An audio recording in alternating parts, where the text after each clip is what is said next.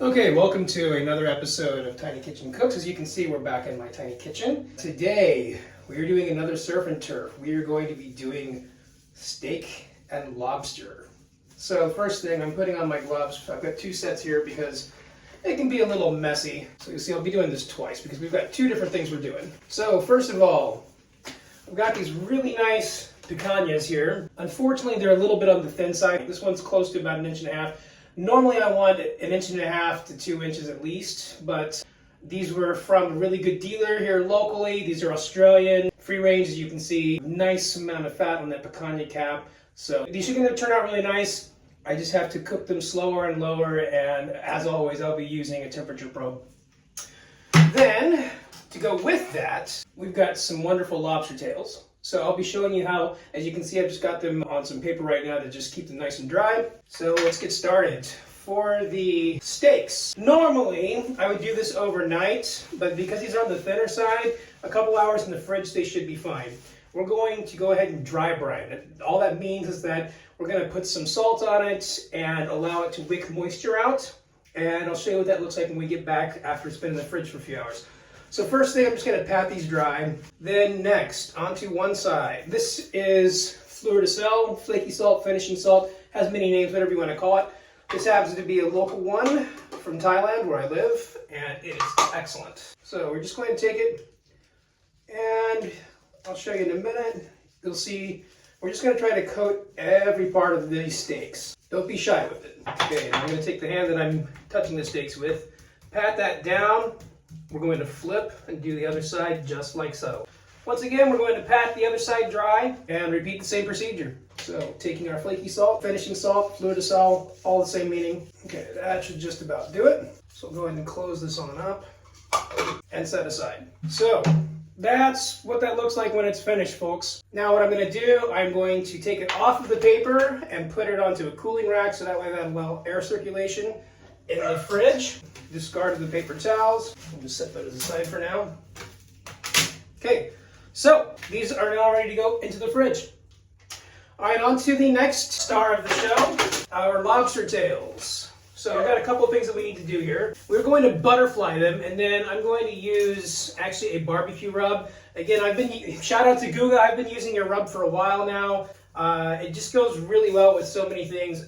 Lobster being one of them, shrimp being one of them, lots of seafood, fish, chicken, pork. I use it a lot on everything. So first, let me go ahead and change my gloves.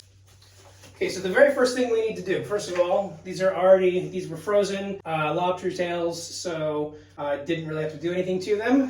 We're going to do a few things. First of all, we're going to cut out all of these little legs using our kitchen shears. So I'll do that one at a time. This will just make it easier to present. This isn't a necessary step. This also helps just make it a little bit flatter when you're grilling. Okay, so now that we've finished that, that's what it looks like now. Do the same thing to the other one. And once again, I am Cameron Kirk Rush, sharing with you my passion of cooking and some of the obstacles I've had to overcome cooking in my tiny kitchen, as you can see. All right, so now we've got that one cleaned up. Okay, now what we're going to be doing, we're going to be doing something called butterflying because it opens up like butterfly wings. So to do that, there's a couple of different ways you can do this. You can use a very sharp knife. If I were doing it with a knife, I would start from the tail and work down, but since I've got some really good kitchen shears, I'm going to be using kitchen shears. So we're going to be cutting through both the shell and about half the meat, roughly, and you want to stop right when you get to the tip of the tail. So we're going to do that now. Okay, do the same thing for the second one.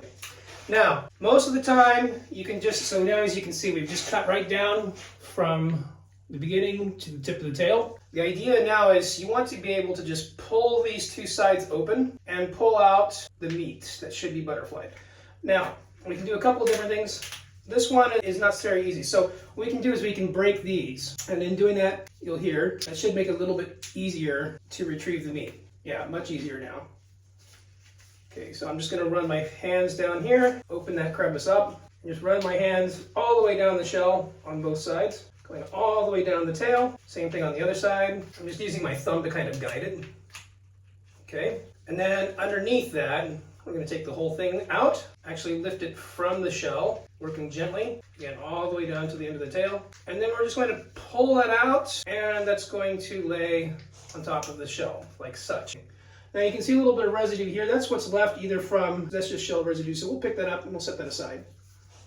Okay, so what we want to do is again pull that out. And sometimes if you have what's called the vein here, that's the digestive tract, you want to gently cut that out and remove that as well. But this one looks like it's already been cleaned. Okay, so we've got one done. Do the same thing to the other one. Again, I'm just taking my finger down the side here, using my thumb. Do the same thing on the other side. Okay, so there you can see, this one does have the vein. So we're going to go ahead and pull that out. Okay, then again, I'm just taking my hands and carefully pulling that out, working my way down the body of the tail. Just pull that whole thing out. Put the shell back together, and this one came out a little bit better. All right, so now we've got our two gorgeous looking tails. Second one came out a little bit better than the first one, but that's all right. So what I like to do as well, any meat that's still stuck to the shell, I like to tuck that back on the inside because that's still good when we grill. All right, I'm gonna change my gloves real quick so that I can show you the rub that we're doing next, and I'll be right back. Okay, so put on some gloves again. Again, this is just because I want to keep one hand dry so that way I can use it in the seasoning without having to worry about cross-contamination. Okay, so now I'm back. Now we're going to put on the rub. Again, this is give it a shake just to recombine everything. This is Guga's rub. I use it on so much stuff now, it's just great. So first what I'm going to do is, like I said, I'm going to keep one hand dry and one hand I'm going to go ahead and pat in. We want to pat every bit of this as much as possible. And I am definitely not going to waste any of this, you'll see. So coating every bit of this possible in that rub. Now, normally, some people like to put butter on them before you do this, but I'm going to be basting it on the grill anyway. So I'm just going to let this act as kind of a dry marinade. Okay, there's the first one done. Pull that back. Get the second one nice and coated. All right, so those are now ready to go onto our cooling rack. So the next step is I'm going to do just that. Get my cooling rack here, place them on, and then these are going to go in the fridge. So that's what we're left with. I'm going to put these in the fridge. I'll see you in a few hours, and we'll get the grill lit and everything ready to go. Okay, so I'm now back in the tiny kitchen, and these steaks have been sitting in the fridge for a while. As you can see, that salt has drawn out lots of moisture. In fact, the way we just let it run down, you can see. So I'm going to pat those dry and get them ready for grilling. So I'll do that now. So we're just going to take normal kitchen tissue. I would call it paper towels in America. And we're just going to pat each one dry. Meanwhile, by the way, the lobsters are in the fridge. They're still dry marinating. Okay, so I'm going to flip these. Do the same thing on the other side, just get them nice and dry. So what that salt has done essentially by leaving it in the fridge, it's just drawn out moisture. Do the sides. All right, I think we're looking pretty good. All right, so I'll flip that back over again, show you what it looks like afterwards. So after that, this is what we're left with. All right, so I'm gonna go fire up the grill. These are gonna have a quick sear on each side. I'm going to use meat thermometers just because it gives me perfect gauging of the temperature on each, especially since these are so thin. I think I'm going to cook 2 to rare, 2 to medium rare, just because obviously this is more than I can personally eat. So we're going to have 2 of them tonight, and then 2 of them I'm going to cook to 1 degree less done. And then we will use those for something else later, either as another meal or maybe make into something else. We'll see. Meanwhile, lobsters are still in the fridge. I'll bring those out shortly, but those really don't take much time to cook. So we're gonna put those on at the end and then put everything together. I've got some nice edamame. As you know by now, I love edamame. And it's so easy to just unthaw, season with a little bit of the pink Himalayan salt that I love.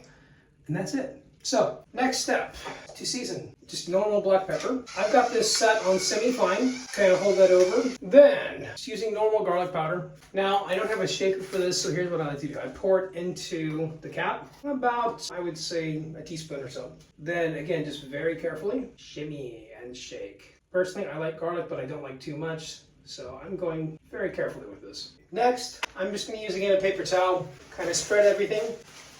Here we go. This is more for the garlic, less for the pepper, just because, again, since I don't have a shaker for the garlic, it doesn't always come out completely even.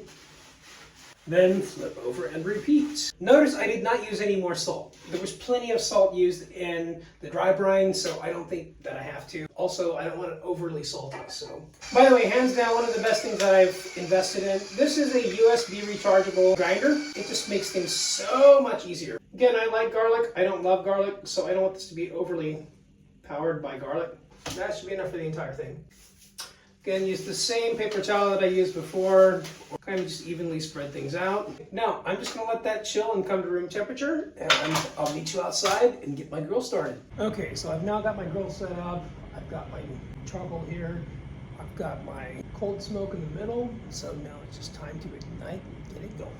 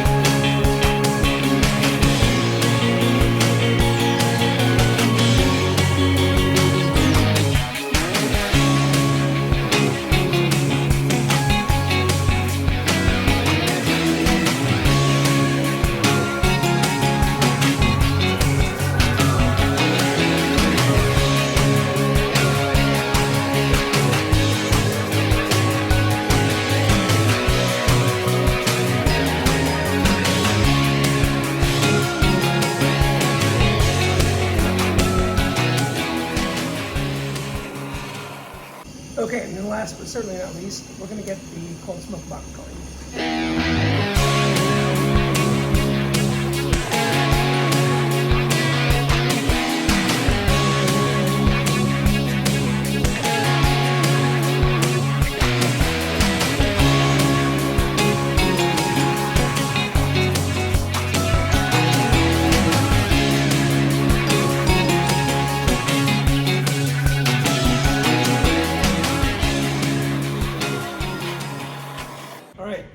So once that's ready to go, we'll do our steaks first and then let the steaks rest. And while the steaks are resting, we'll go ahead and get those gorgeous lobster tails on. More to come. Okay, so I've got my mise en place set. I've got my temperature probes ready to go. I've got my butter ready to go. And of course the fire is ready to go. So here we go. Okay, so the fire is ready to go. So we will put on our steaks. I'm going to sear the fat side down first because of course we've got that beautiful fat side on each of the picanhas.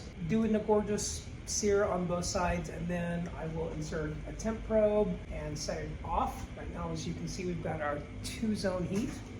I'll just show you that. So we've got our hot side and our cold side. So here we go. Right now the goal is just to get that fat to render a little bit. So for now I'm kind of brushing the steaks on the grill. As you can see, lots of flames coming up. Right now I'm just trying to kind of get that fat to render on that fat side. I take that off. Okay, so we've seared the fat a little bit on each side. Now I'm just going to literally spend half a minute on each side of the steak. Flip it. Okay, move it to the cold side. Okay, got a nice char on that. Flip. Okay. Again, all I'm looking for right now is a crust. Almost there. A little bit more on that side. Okay. Okay, move that to the cold side. Okay. So then we'll put that up on the cooling side. At the time, we will insert our probes.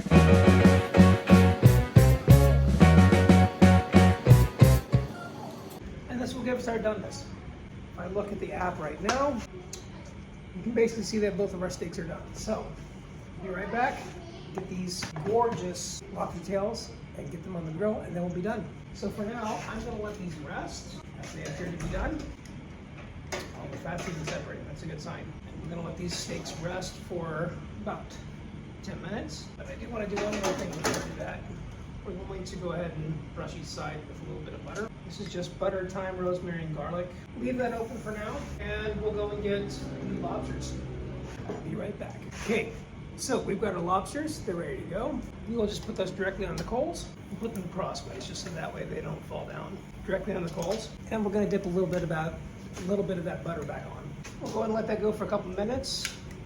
I'm going to move them closer to each other. This should only take a couple minutes. I'm going to go ahead and move our steaks aside, allow them to rest, and we will insert 2 additional probes, this time on the fish setting. Throw that one in, and we'll close.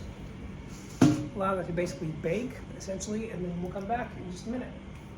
Meanwhile, I'm going to let our steaks rest. And I'm also going to close off the top of the grill and the bottom of the grill to allow a bit of more smoking action. I'll also want some more baste. If a flare-up happens, that will happen. Just make sure that it's not too big. Okay, final basting. Close again, and we'll check the temp in a little bit. Okay, one of them has reached temperature, so I will move it to the cold side. The other one we will continue to let and smoking. Move again, back onto direct heat, and we'll just leave that open for now. Reopen both sides. Okay, so they've already reached an internal temperature that is safe to consume, but I decided to flip them upside down just to give them a little bit of char, a little bit more smoky flavor. Okay, those look close to done. Just go ahead and let those, again, I will reattach the internal thermometers, make sure that they're fully cooked. Very close. We've got 53 versus 58 and 58, so one of them's done. The other one is not quite done yet. So let's see if we can move that a bit. Close. Let smoke. Let's read one of them.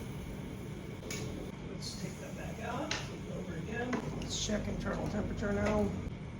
Okay, that's right where we want to be. Let's check the other one. We're going to remove that. To there. Okay, let's check the internal temperature again. Okay, we're still not quite where we'd like to go on that one, so I'm going to put it again back on direct charcoal. Close the lid. Okay, this one has now arrived at 58°C, so it's time to take it off, and we'll pull the thermometer out and call it good. Next we plate. Okay, everyone, and here is what we're left with. Bon appetit. Enjoy. And as always, thank you for joining me in a tiny kitchen. Tiny Kitchen Cooks.